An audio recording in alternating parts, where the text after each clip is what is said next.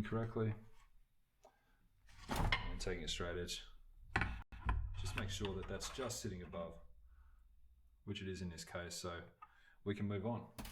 Okay, now we've dry fit the neck, we can comfortably, or confidently I should say, permanently set the neck.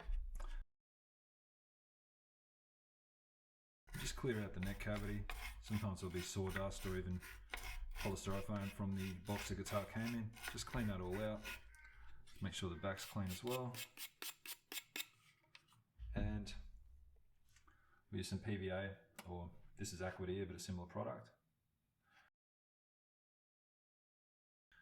What we're really just trying to do is apply enough glue to the bottom of the neck cavity to have a nice even coating.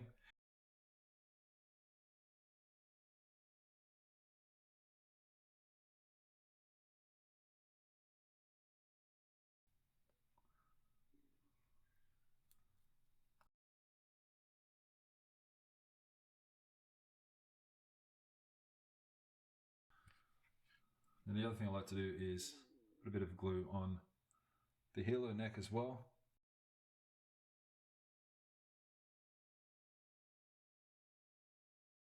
Just make sure that's on nice and evenly. Once that's in place, just as we dry fit the neck before, insert the heel first.